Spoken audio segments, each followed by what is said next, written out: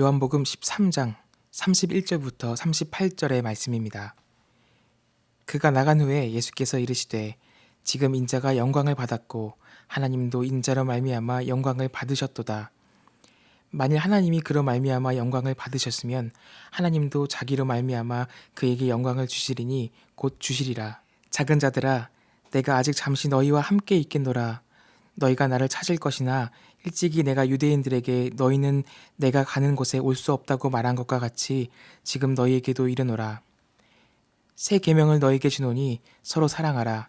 내가 너희를 사랑한 것 같이 너희도 서로 사랑하라.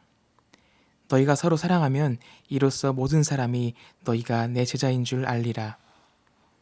시몬 베드로가 이르되 주여 어디로 가시나이까? 예수께서 대답하시되 내가 가는 곳에 내가 지금은 따라올 수 없으나 후에는 따라오리라. 베드로가 이르되 주여 내가 지금은 어찌하여 따라갈 수 없나이까? 주를 위하여 내 목숨을 버리겠나이다. 예수께서 대답하시되 내가 나를 위하여 내 목숨을 버리겠느냐? 내가 진실로 진실로 내게 이르노니 닭 울기 전에 내가 3번 나를 부인하리라. 아멘. 사랑하는 성도 여러분, 오늘도 하나님의 귀한 은혜가 여러분의 삶 가운데 함께 하시기를 간절히 소망합니다. 어제 말씀과 이어서 오늘 가룟 유다가 떠난 후에 예수님께서 오늘 하시는 말씀으로 시작을 하고 있습니다. 가룟 유다가 떠난 후 예수님은 영광을 받았고 하나님도 영광을 받으셨다라고 예수님은 말씀하고 있습니다. 예수님은 가룟 유다가 자신을 팔 것과 그로 인해서 십자가 처형을 받게 될 것인데 그로 인해서 영광을 받게 되었다라고 우리에게 말씀해 주고 있습니다. 비록 가룟 유다는 자신의 의지로 예수님을 팔아넘기지만 이것은 이미 구원을 이루기 위한 하나님의 계획 속에 있었던 일입니다. 예수님은 이 영광을 곧 자신에게 주실 것이다 라고 말씀해 주고 있습니다. 32절 말씀을 제가 다시 한번 봉독해 드리도록 하겠습니다.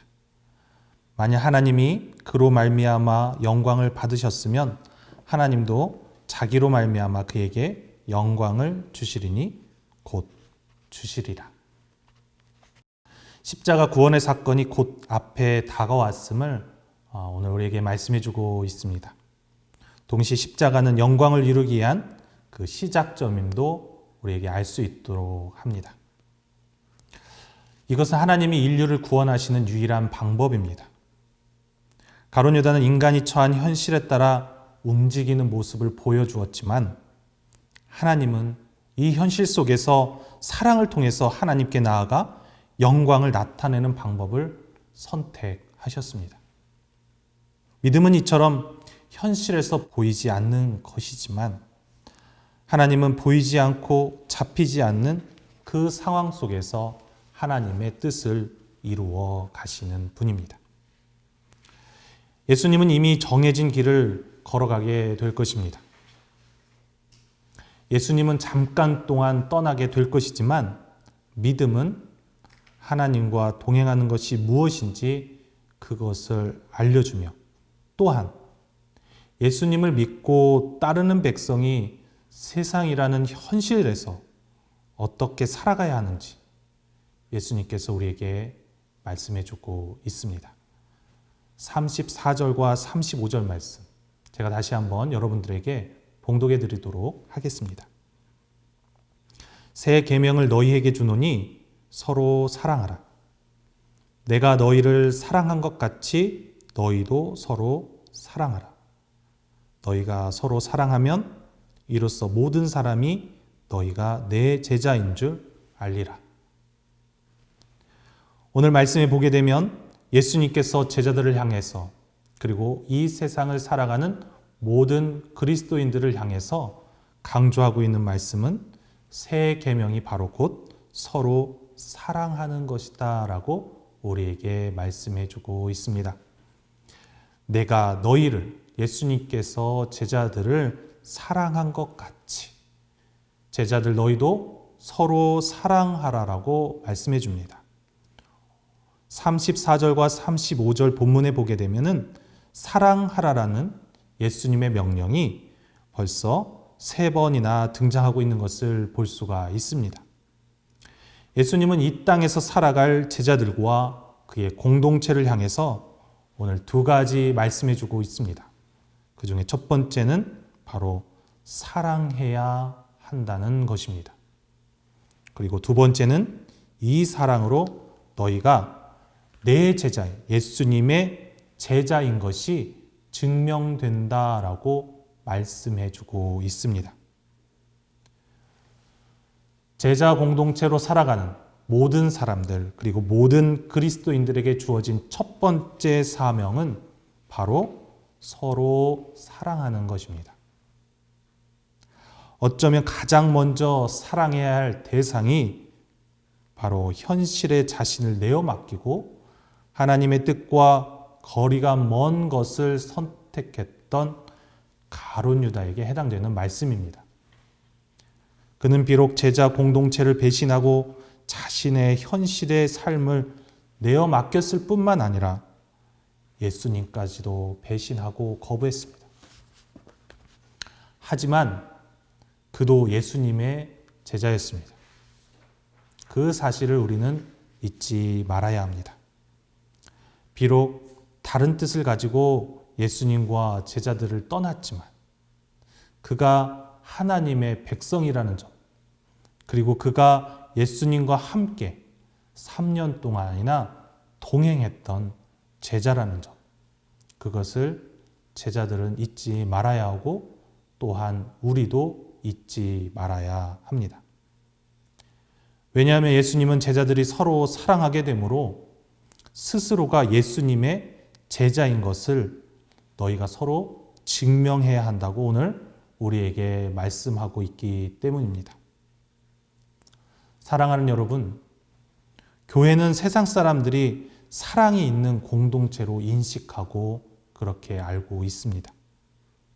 그래서 교회는 아픈 사람들을 사랑으로 돕고 섬긴다라고 생각합니다. 하지만 사실 사랑이 많이 부족한 곳이 교회이기도 합니다. 사랑을 가장 많이 실천하는 곳이 교회이지만 역설적이게도 교회가 사랑과 거리가 먼 곳이기도 하고 또 때로는 사랑에서 쉽게 돌아서 버리는 공동체가 교회이기도 합니다. 그런데 만약 교회가 사랑으로 이웃을 품고 이해하는 공동체가 된다면 많은 이웃들에게 참 교회다운 모습을 보여줄 뿐만 아니라 하나님의 뜻을 전할 수 있는 공동체가 되기도 합니다. 그 사랑의 마지막은 결국 생명을 살리고 구원으로 인도하는 일입니다. 요즘 사랑을 잃어버린 교회에 예수님은 다시 너희가 서로 사랑하는 공동체를 통하여서 세상이 너희가 내 제자인 것을 나타내라고 우리에게 말씀해 주고 있습니다. 이 귀한 사명이 우리의 모두의 사명이 될 수 있기를 간절히 소망합니다. 이로써 우리가 예수님의 제자인 것을 스스로 증명하는 유일한 길이 될 것입니다. 이후에 이 모든 것을 알고 싶어 했던 베드로는 예수님이 어디로 가는지 따라가겠다라고 말씀합니다. 하지만 예수님은 지금은 아니지만 결국 따라오게 될 것이고 또 강하게 예수님을 붙잡는 베드로가 가장 먼저 예수님을 부인하게 될 것이다라고 말씀합니다.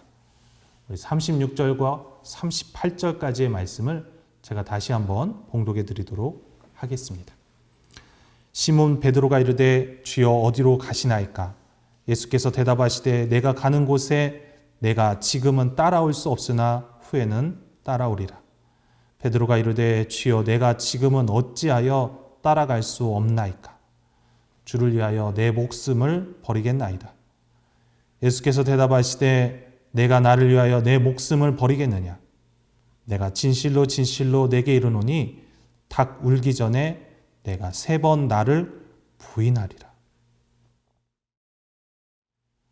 베드로는 예수님께서 가시는 것에 자기가 끝까지 따라가겠다고 다짐했지만 예수님은 지금은 따라올 수 없으나 이후에는 따라오게 될 것이다라고 말씀합니다. 또한 베드로는 내 목숨까지도 버려서 예수님을 따라가겠다라고 말씀하지만 예수님은 내가 닭 울기 전에 3번 예수님을 부인하게 될 것이다라고 말씀해 줍니다. 이후 베드로는 예수님을 부인합니다.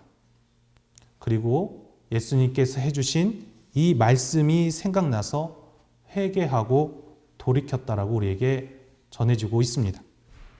베드로는 예수님의 말씀하신 제자의 삶을 듣고 복음을 전하며 예수님이 맡겨준 사명을 감당하는 제자가 됩니다. 반면 가룟 유다는 예수님을 떠난 후 자신에 대한 실망과 좌절로 인해서 스스로가 목숨을 끊어버리게 됩니다. 여러분, 진정한 제자는 자신의 삶을 다시 돌이킨 후에 예수님을 따름에 있음을 우리는 꼭 기억해야 할 것입니다. 이 세상을 살아가는 모든 사람은 연약한 존재입니다. 때론 하나님의 뜻에 어긋날 수도 있고 현실의 벽에 부딪혀 믿음을 놓아버릴 때도 있는 것이 인간이고 또 인간의 삶입니다. 하지만 베드로처럼 돌이킨 후에 하나님의 뜻에 따라 사명을 감당한다면 그를 통해서 하나님의 역사는 계속해서 이루어져 가게 될 것입니다. 수많은 믿음의 조상들 그리고 우리 신앙의 선배들이 하나님과 멀어졌던 삶을 회개하고 돌이켰을 때 더 큰 사명을 감당하였던 사실을 우리는 잊지 말아야 합니다. 한국 개신교 역사에서 가장 훌륭한 손양원 목사님은 자신의 아들을 죽음으로 내몬 원수와 같은 자녀를 자신의 아들로 맞이하게 됩니다. 그리고 그를 친자녀처럼 양육하게 되죠. 손양원 목사님은 자신의 원수였던 그 자녀를 자신의 자녀처럼 양육하면서 그가 보여준 사랑은 지금까지도 우리의 기억 속에 남아있고 매우 훌륭한 목사님으로 남겨져 있습니다. 특별히 여수 애양원에 가게 되면은 여러분들이 한 번쯤은 읽어보았을 손양원 목사님의 9가지 감사가 있습니다. 제가 이 9가지 감사를 여러분들에게 봉독해 드리면서 오늘 말씀을 마무리하고자 합니다. 나 같은 죄인의 혈통에서 순교의 자식을 나오게 하셨으니 감사합니다. 둘째, 허다한 많은 성도들 중에 이런 보배들을 주께서 하필 내게 맡겨주셨으니 감사합니다. 셋째, 3남 3녀 중에서도 가장 아름다운 2 아들 장자와 차자를 바치게 된 축복을 감사합니다. 하나들 순교도 귀하다 하거늘 하물며 2 아들이 순교하게 됨을 하나님께 감사합니다. 다섯째, 예수 믿다가 누워 죽는 것도 큰 복이거늘 전도하다 총살 순교 당함에 감사합니다. 여섯째, 미국 유학하려고 준비하던 내 아들 미국보다 더 좋은 천국에 갔으니 안심되어 감사합니다. 일곱째, 나의 사랑하는 2 아들을 총살한 원수를 회개시켜 내 아들로 삼고자 하는 사랑의 마음을 주신 하나님께 감사합니다. 여덟째, 2 아들 순교로 말미암아 무수한 천국 아들들이 생길 것이 믿어지니 감사합니다. 아홉째, 이 같은 역경 중에 이상 8가지 진리와 하나님의 사랑을 찾은 기쁜 마음과 여유 있는 믿음을 주신 우리 주님께 감사합니다. 오늘 손양원 목사님은 나의 사랑하는 2 아들 총살한 원수를 회개시켜 내 아들로 삼고자 하는 사랑의 마음을 주신 하나님께 감사한다라고 고백하고 있습니다. 이후 손양원 목사님은 사랑의 원자탄으로 우리에게 더욱 잘 알려져 있습니다. 뿐만 아니라 오늘 손양원 목사님께서 고백하신 것처럼 이후에 손양원 목사님을 통해서 수없이 많은 그리스도인들이 다시 돌아오게 되고 회개하게 되고 돌아오게 되는 것을 볼 수 있습니다. 뿐만 아니라 세상 사람들도 손양원 목사님의 이 훌륭한 감사의 고백을 통하여서 예수님을 다시 알게 되었습니다. 이후에 애항원뿐만 아니라 그 일대는 복음이 전해지게 되었고 또한 많은 사람들이 주께 돌아오게 되는 놀라운 역사가 일어나게 됩니다. 사랑하는 여러분, 우리가 예수님의 말씀에 따라 사랑을 실천하게 될 때 예수님의 말씀처럼 많은 사람들이 주께 돌아오게 되는 것을 우리는 경험할 수 있게 됩니다. 지금 내 현실과 상황이 하나님과 너무 멀어져 있다면 지금 다시 주께 회개하고 돌이켜 다시 사랑하며 살아가게 된다면 내가 예수님의 제자인 것을 베드로처럼 증거한다면 우리는 하나님의 사명을 다시 감당할 수 있게 될 뿐만 아니라 하나님의 나라가 이 땅 가운데서 더욱 크게 확장될 것을 우리는 직접 보게 될 것입니다. 우리가 서로 사랑함으로 예수님의 제자인 것을 증거하며 하나님 나라 일꾼으로 오늘도 승리하며 살아가는 귀한 성도 여러분들 되시기를 간절히 소망합니다.